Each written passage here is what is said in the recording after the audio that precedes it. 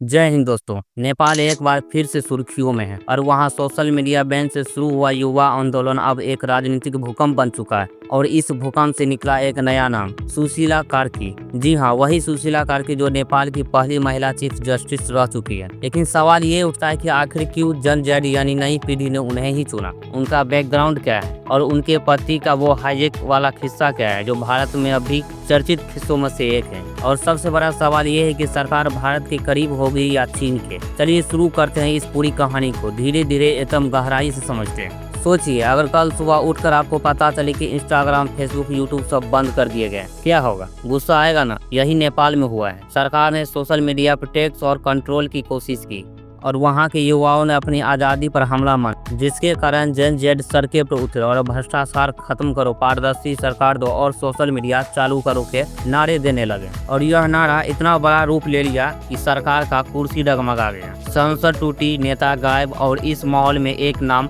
सबकी जुबान पर आया, सुशीला कार्की, जिनका जन्म 1952 में विराटनगर में हुआ, जो कि एक किसान परिवार से थे, जिनकी पढ़ाई नेपाल से BA, DHU बनारसी से MA पॉलिटिकल साइंस और फिर LLB त्रिभुवन यूनिवर्सिटी से हुआ, यानी कि भारत से इनका सीधा कनेक्शन है। शुरुआती करियर प्रोफेसर, फिर वकालत, और 1990 का जन आंदोलन पंचायत सिस्टम के खिलाफ लड़ी और जेल भी गए। और वहीं 2016 में नेपाल की पहली महिला चीफ जस्टिस बनी और इनके कई बड़े अहम फैसले जो कि नेपाल के समाजों में चर्चित थे। उन्होंने अपने वकालत काल में कई भ्रष्ट नेताओं और पुलिस अधिकारियों पर सख्त एक्शन लिया, जिसके कारण वहां के जनता के मन में सुशीला कार्की बैठ गए, क्योंकि वहां के लोग पहले से ही भ्रष्टाचार से परेशान थे और उस परेशानी में सुशीला कार्की उनके लिए गॉड बनकर आए और यही इमेज उनके काम आई। लोग मानने लगे कि ये महिला भ्रष्टाचार से कभी समझौता नहीं करेगी। और अब आते हैं उस किस्से पर जिसने सोशल मीडिया पर खूब धूम मचा दी, 1973 का हाईजैकिंग केस। जी हाँ दोस्तों, उनके पति दुर्गा प्रसाद सुवेदी नेपाली कांग्रेस के युवा नेता थे और 1973 में रॉयल नेपाल एयरलाइंस का एक जहाज हाईजैक हुआ और उसमें बॉलीवुड अभिनेत्री माला सिन्हा भी सफर कर रही थी। प्लेन क्यों हाईजैक किया गया? तो इसके पीछे का भी एक कारण,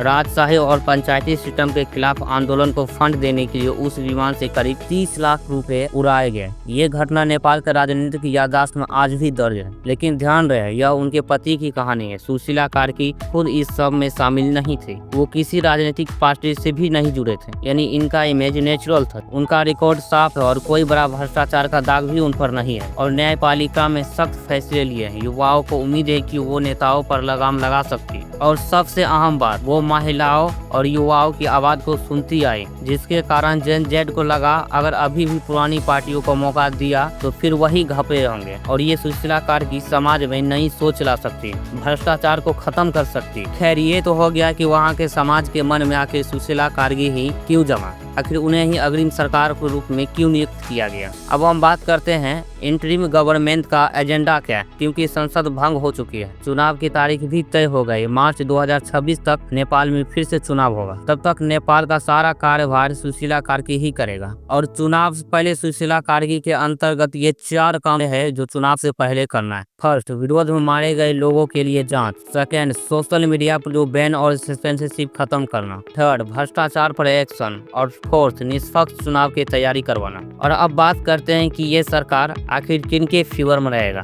भारत या फिर चीन? क्योंकि जब भी कोई सरकार किसी देश के फेवर में या अनफेवर में रहता है तो इससे उस देश पर बहुत बड़ा प्रभाव पड़ता है, उस देश की सुरक्षा पर प्रभाव पड़ता है, उस देश के GDP पर प्रभाव पड़ता है। यदि सरकार भारत का अनफेवर में आता है तो भारत के 2 जगहों पर विशेष ध्यान देना पड़ेगा। प्रथम, भारत के सीमा सुरक्षा पर और सेकेंड, भारत के व्यापार नीति पे। खैर, ये तो हो गया कि यदि सरकार भारत का अनफेवर में रहता है तब, बट हम देखते हैं कि न्यूज एजेंसियों के मुताबिक ये सरकार भारत के फेवर में या अनफेवर में। तो दैनिक भास्कर के अनुसार भारत से सुशीला कार्की का पुराना नाता है, क्योंकि वे खुद BHU बनारसी के स्टूडेंट रह चुकी और उन्होंने मोदी जी की तारीफ भी की। लेकिन चीन भी नेपाल को इंफ्रा और ट्रेड में मदद करता है। अभी का सीन, भारत चाहेगा कि नेपाल उसके करीब रहे और चीन चाहेगा कि नेपाल उसे गेटवे टू साउथ एशिया बनाए। सुशीला कार्की को तटस्थ रहना होगा, वरना कोई एक पक्ष नाखुश होगा। उम्मीद ये है कि वो भारत से रिश्ते को मजबूत करेगी, लेकिन चीन से दूरी भी नहीं बनाएगी। वैसे सुशीला कार्की के विचार और उनके भारत के साथ गहरे रिश्ते से तो यही लगता है कि ये सरकार भारत के ही फेवर में रहेगी। वैसे दोस्तों, ये है नेपाल की नई कहानी। एक महिला जो किताबों से निकलकर न्यायपालिका तक पहुंची, वहां से संघर्ष करते करते देश की सबसे बड़ी कुर्सी तक आ गए। सवाल यही है कि क्या वो जन जड़ की उम्मीदों पर खरी उतरेगी?